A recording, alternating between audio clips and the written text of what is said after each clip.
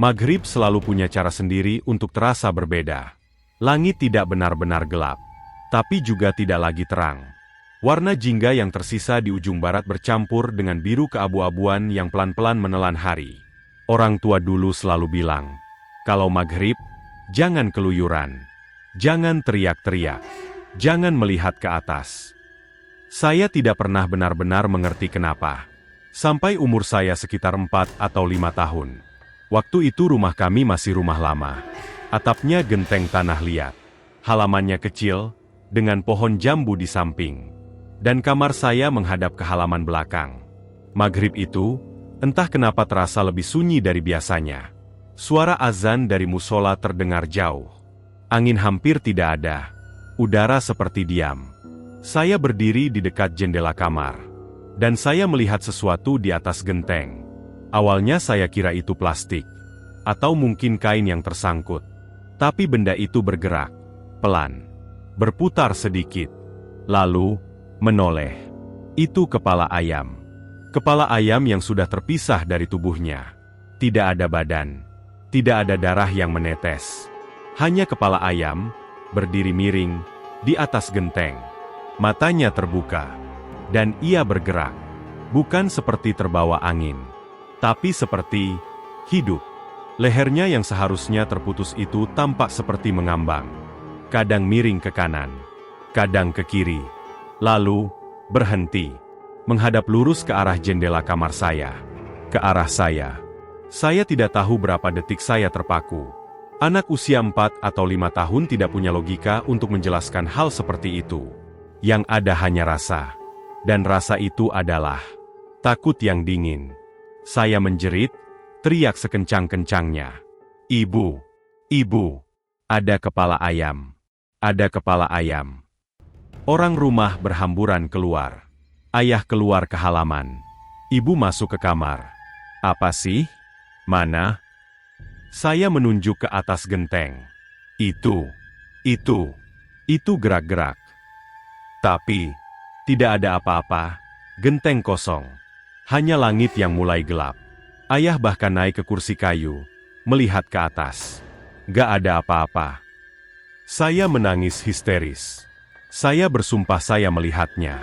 Saya tahu yang saya lihat bukan imajinasi. Karena sampai sekarang, saya masih ingat bentuk matanya. Bola mata kecil itu tidak berkedip. Dan seperti tersenyum tipis. Malam itu saya tidak mau tidur di kamar itu. Dan bukan cuma malam itu. Saya tidak mau tidur di kamar itu. Bertahun-tahun. Setiap maghrib datang, saya selalu merasa ada sesuatu di atas genteng. Mengawasi. Orang tua saya menganggap itu hanya imajinasi anak kecil. Mungkin benar. Atau mungkin, anak kecil memang lebih mudah melihat sesuatu yang tidak bisa dilihat orang dewasa. Waktu berlalu. Saya masuk SD. Entah kenapa, saya tidak ingat pengalaman aneh apapun selama SD. Seperti ada jeda kosong dalam ingatan saya. Lalu hari itu datang. Hari pertama masuk SMP. Seragam putih biru yang masih kaku. Tas baru. Sepatu masih bersih. Jam menunjukkan pukul 6.30 pagi. Saya berdiri di depan gang rumah, menunggu angkot. Dan hari itu, semua angkot penuh. 1 lewat. Penuh. 2 lewat. Penuh. 3 lewat. Bahkan tidak melambat. Saya mulai panik. SMP 2 cukup jauh dari rumah. Kalau terlambat di hari pertama, rasanya seperti kiamat kecil bagi anak kelas 1. Saya mencoba melambaikan tangan lebih keras. Tidak ada yang berhenti. Waktu terus berjalan. Saya mulai setengah menangis. Angin pagi terasa dingin. Tapi tubuh saya panas oleh panik.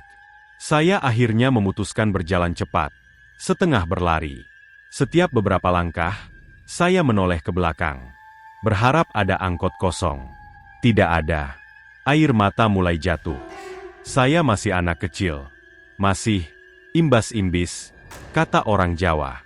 Tidak seperti anak SMP zaman sekarang. Saya takut. Takut dimarahi. Takut terlambat. Takut sendirian. Saya terus berjalan. Sampai saya melewati depan rumah sakit. Disitulah saya melihatnya. Seorang mbak-mbak. Berdiri di pinggir jalan. seragam abu-abu khas SMK Kartini. Rambutnya diikat rapi dan tasnya digendong santai. Dia terlihat biasa saja. Terlalu biasa, bahkan. Saya spontan menoleh lagi. SMK Kartini itu dekat alun-alun. Bukan dekat rumah sakit ini. Kenapa dia berdiri di sini? Saya memberanikan diri menyapa. Mbak, dari SMK Kartini ya? Dia menoleh dengan pelan.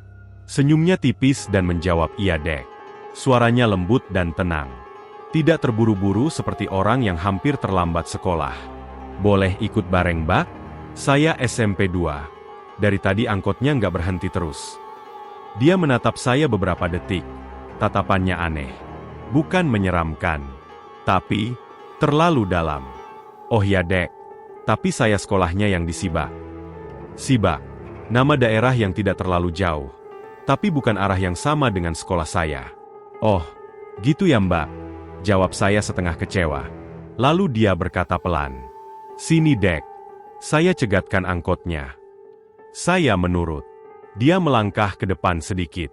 Lalu mengangkat tangan. Aneh, cara dia mengangkat tangan itu pelan.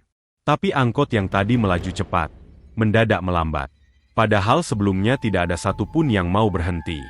Angkot itu berhenti tepat di depan kami. Padahal penuh.